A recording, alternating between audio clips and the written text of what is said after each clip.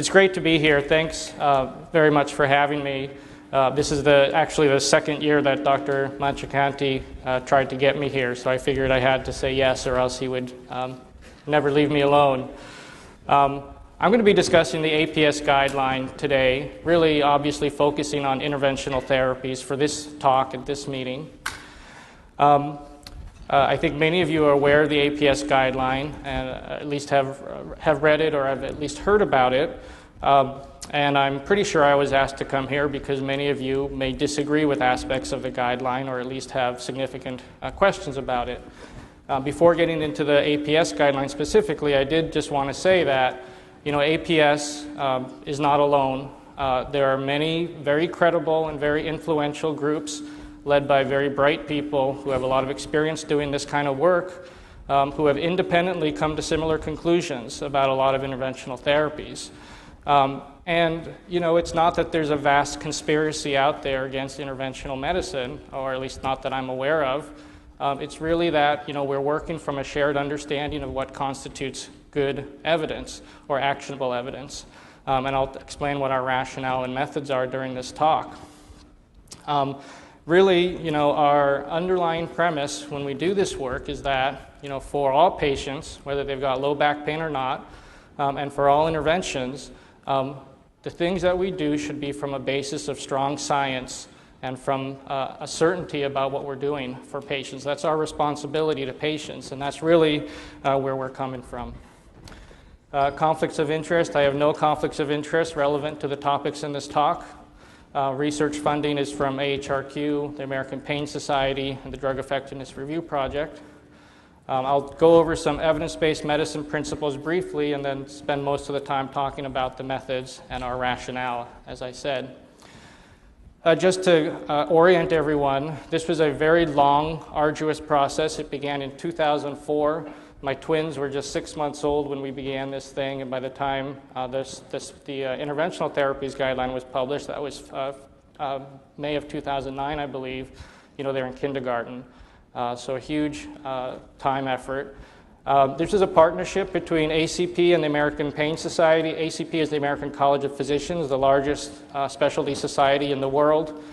For the primary care guideline, the VA and the DoD also participated and have implemented the guidelines in their system. The VA is the largest managed care system, essentially, I think, in the world. No other societies were formally involved. We did ask societies to suggest experts who should be on our panel, etc., but there was no other formal partners on this project. APS was the sole funder for the interventional therapies and surgery guideline. The evidence review was conducted at the Oregon EPC. We're not federal employees. There was some publication in a pain physician that said that I was a federal employee, and that's simply not the case. We had a series of 3 face-to-face meetings to develop the guideline. In terms of the panel composition, initially we assembled a multidisciplinary panel. We tried to get together all of the stakeholders who are interested and relevant for low back pain. We had over 25 members in the panel, over 15 specialties and organizations were represented, everything from primary care, chiropractic, PM&R, interventional pain medicine, surgery, psychiatry, etc. We had 3 co-chairs. It was a triumvirate. Internal medicine was one, interventional pain medicine was the second, and surgery was the third. We tried to cover all the bases. This was our leadership. There were 2 interventional pain physicians total on our panel, as well as 1 PM&R physician who does interventional procedures. We thought that was pretty decent representation considering there was only 2 primary care docs. We reported the financial conflicts with the guideline. There were none to declare related to interventional procedures. For the interventional surgery guideline, we actually added a couple of people. We decided we wanted to make sure we had enough clinical expertise, so we invited 3 societies, including ACIP, to recommend additional experts to be included as part of a working group. They weren't invited as being formal members of the panel because the panel was already set, but we wanted them to be present in an advisory capacity. All of the panel and work group members agreed to be listed as members of the panel and or the work group at the end of this process. So there have been some statements that said that people have disavowed the guideline. None of this happened before the guideline was published. Everyone agreed to be listed on the panel or as a member of the work group. not necessarily as an author on the papers, which is a different issue in terms of who can get authorship, but at least as working members or panel members. This thing goes through extensive peer review. By the time the guideline was published, it had been peer reviewed by over 40 external experts. It also underwent a separate independent journal peer review process. So there's a lot of stuff that goes through. As you know, one of the papers was published in Annals of Internal Medicine, one of the highest impact journals, medical journals out there. It's been downloaded over 150,000 times. The spine paper also went through an independent peer review process. That's totally separate from our own peer review process.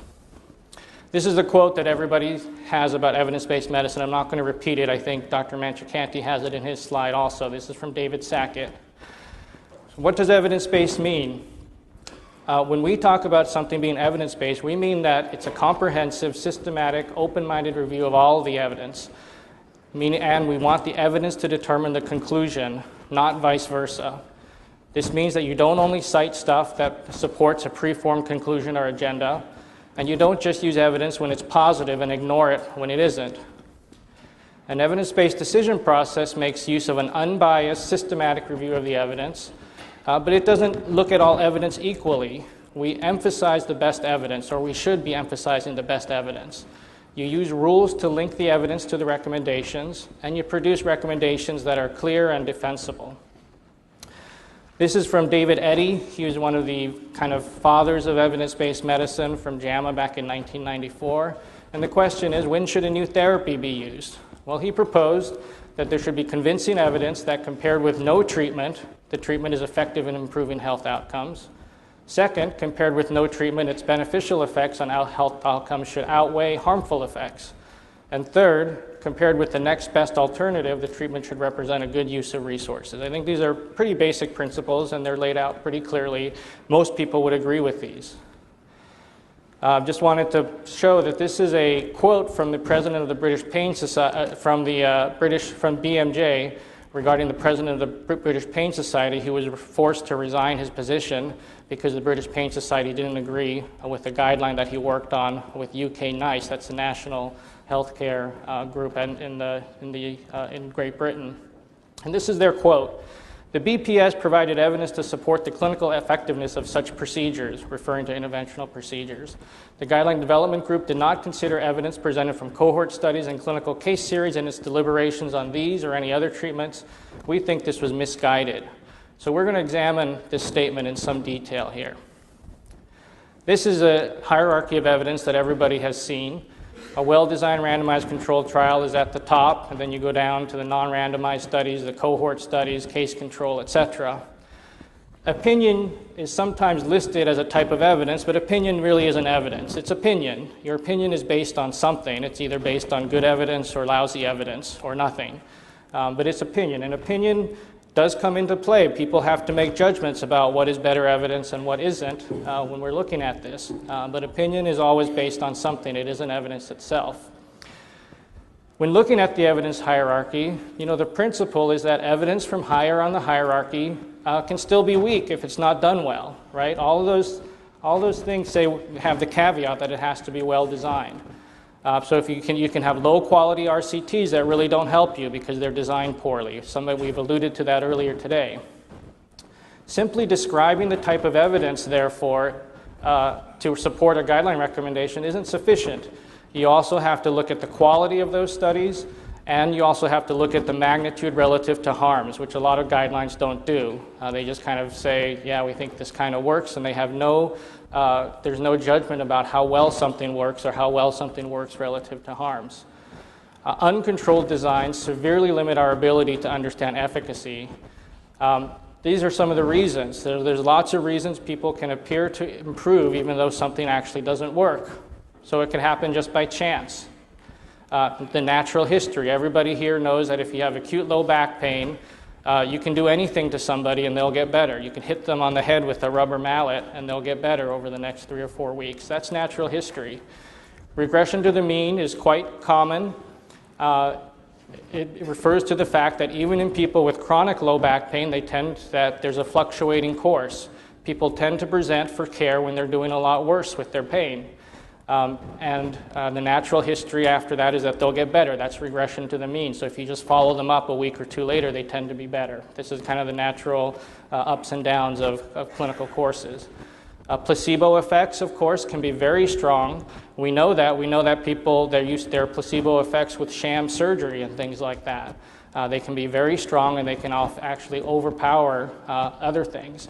And these are very often related to perceptions of how effective someone thinks a treatment is.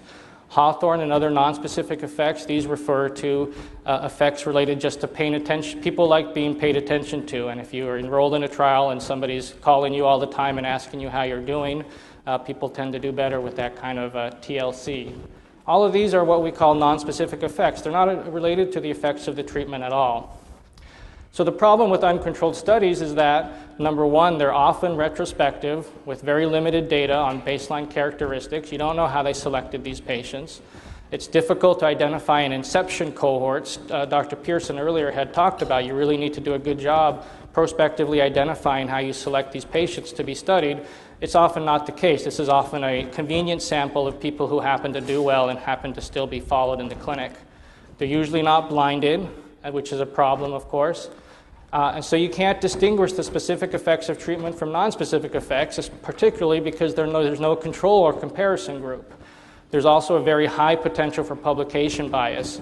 Very few people report or write up a case series where their patients didn't do very well. And there's no registry to track these kinds of studies anywhere. So we know that there's a high potential for publication bias. So uncontrolled studies can supply useful information, but really only in limited circumstances. This is when the outcomes are very obvious, when the outcomes are immediate, and when the treatment causes dramatic changes to the outcomes, so dramatic that they can't be explained by any other factor. People talk about the parachute example where you don't need RCTs to demonstrate that parachutes work.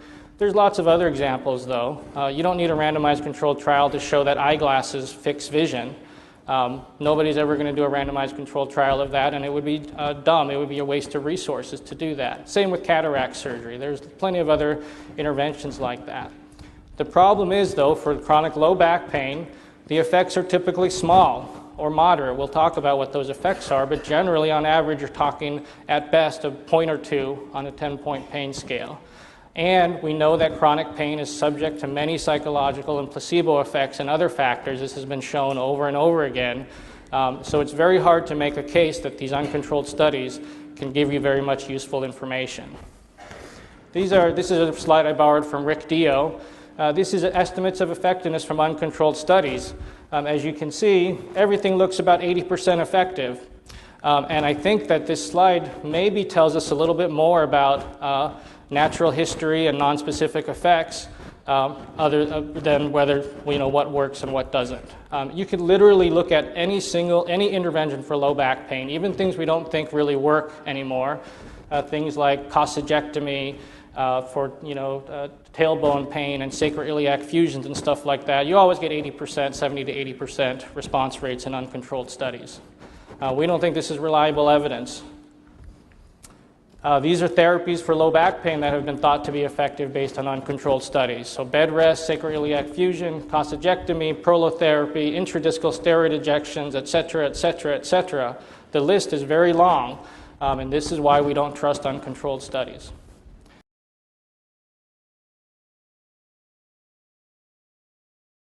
Really, our underlying premise when we do this work is that, for all patients, whether they've got low back pain or not, and for all interventions, the things that we do should be from a basis of strong science and from a certainty about what we're doing for patients. That's our responsibility to patients, and that's really where we're coming from. Conflicts of interest. I have no conflicts of interest relevant to the topics in this talk. Research funding is from... I think many of you are aware of the APS guideline and at least have read it or have at least heard about it. And I'm pretty sure I was asked to come here because many of you may disagree with aspects of the guideline or at least have significant questions about it. Before getting into the APS guideline specifically, I did just want to say that APS is not alone. There are many very credible and very influential groups led by very bright people who have a lot of experience doing this kind of work, who have independently come to similar conclusions about a lot of interventional therapies. And, you know, it's not that there's a vast conspiracy out there against interventional medicine, or at least not that I'm aware of. It's really that, you know, we're working from a shared understanding of what constitutes good evidence or actionable evidence. And I'll explain what our rationale and methods are during this talk. AHRQ, the American Pain Society, and the Drug Effectiveness Review Project.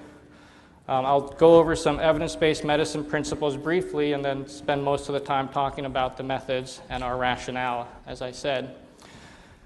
Just to orient everyone, this was a very long, arduous process. It began in 2004. My twins were just 6 months old when we began this thing, and by the time the interventional therapies